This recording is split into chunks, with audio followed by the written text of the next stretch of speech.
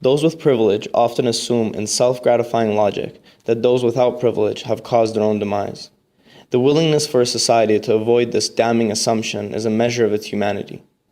Those with mental illness have often fallen victim to this tendency, and the treatment of people suffering from schizophrenia throughout history serves as a telling example of how we have treated those who struggle with conditions that no one would have ever asked for.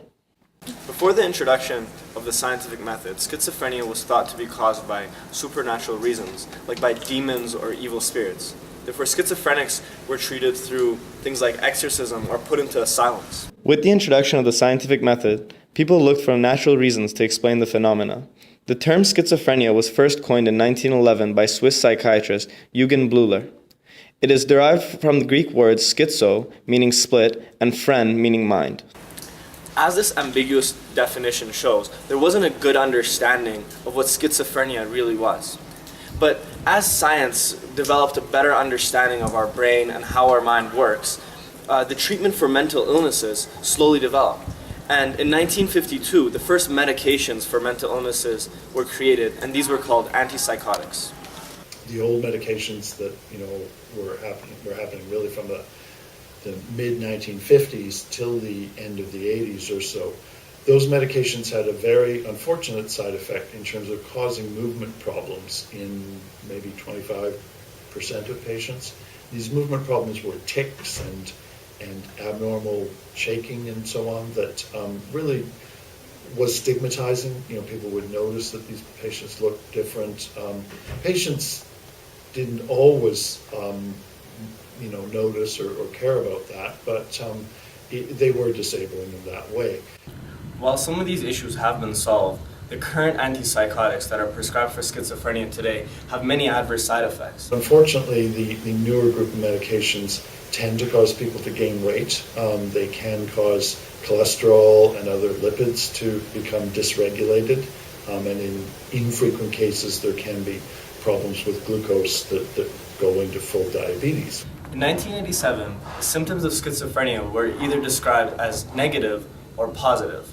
Negative being the absence of normal function, and positive being the presence of abnormal function.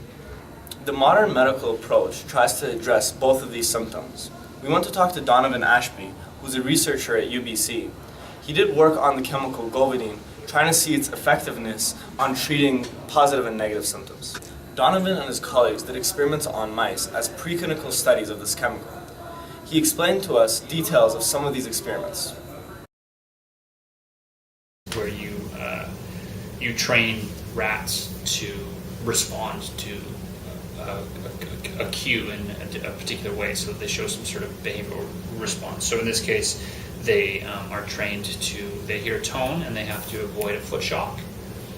And so obviously rats are quite good at this, right? So you give them a tone and they'll hear it and they'll, okay, well, a foot shock's going to come, so they run to wherever they have to go to avoid it so they don't get shocked. This models the positive symptoms of schizophrenia. Like classical antipsychotics, Govidine stopped the mice from reacting to the tone, but not from the foot shock. Latent inhibition is basically the idea that we're very good at filtering out cues and sensory stimuli that don't mean anything, right? Yeah.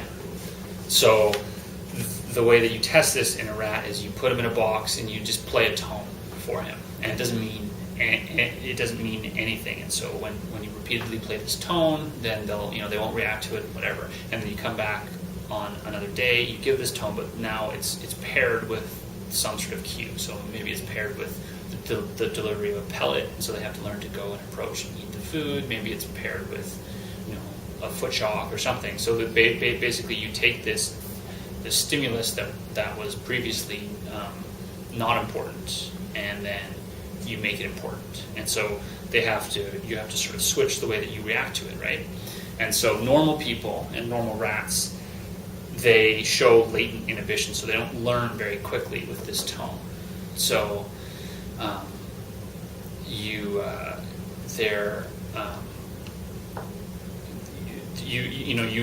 people and rats eventually learn that that the tone is important, and it means that I can go and do something, or I have to go do something to get some sort of effect. But in people with schizophrenia, they don't show any latent inhibition. So they learn the association with this previously presented cue as quickly as somebody who wasn't previously presented with it. So they're in a sense they're sort of learning better, right? So they're learning better than a normal person is, but it's sort of a pathological condition because the idea is that they're not sort of filtering out properly, right? They're not, all these cues aren't sort of maintaining their irrelevancy, and so it's sort of an interesting model because the idea is that then if you're in this situation where all these cues you're wondering if they're important, right? Oh, is the wind telling me something, or is something going on that is important? And most normal people, they know that all this stuff, all of these lights and all this stuff, it doesn't mean anything, and you're able to kind of keep that learning. But with schizophrenia, maybe you're not.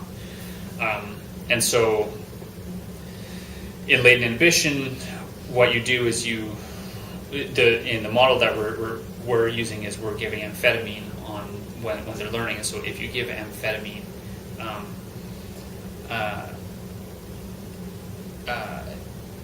on, I think either on the test day or during pre-exposure, but here we're doing it on the test day. If you give amphetamine, then the rats don't show latent inhibition, so they learn just as quickly as non-pre-exposed rats. So the efficacy test here is whether our drug can restore latent inhibition, whether you can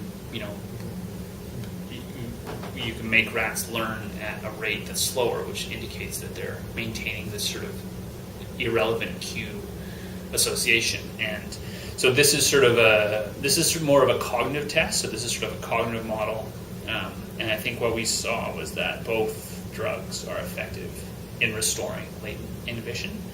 They then tested for possible side effects of Govidine.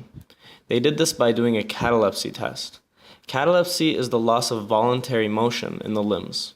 Very simple test where you just give the drug to a rat and you look at and you put him in a position and look at how long it takes him to sort of move out of that position. So you can do it in different ways, but basically you just put his two front paws on a parallel bar, and you just wait to see how long it takes him to step off. Minimal signs of catalepsy were observed, which is a great sign.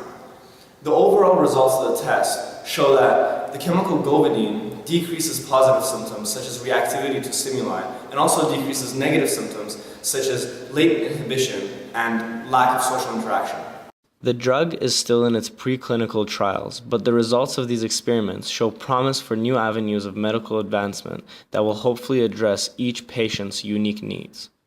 I do think now we've probably, come close to reaching our limits in terms of maybe still there's some incremental advances with the kind of medications we have been using, but I do think we need a paradigm shift in looking for new targets and different kinds of medications. And I'm optimistic we have some increased understanding of the neurochemistry and brain function to do that. A paradigm shift is when a person, a group, or a population makes a significant change in the way that they look at a concept. For this to happen, we need to give a lot of trust and financial support to our scientists so that they can do research that's creative and innovative. This often means that we need to accept financial risks and also accept the fact that they might discover something that's going to change the way that we live our lives. And I think people have every reason to be hopeful if they have schizophrenia or if there are members of their family that have schizophrenia, that we can do better than we did in the past and so on with things.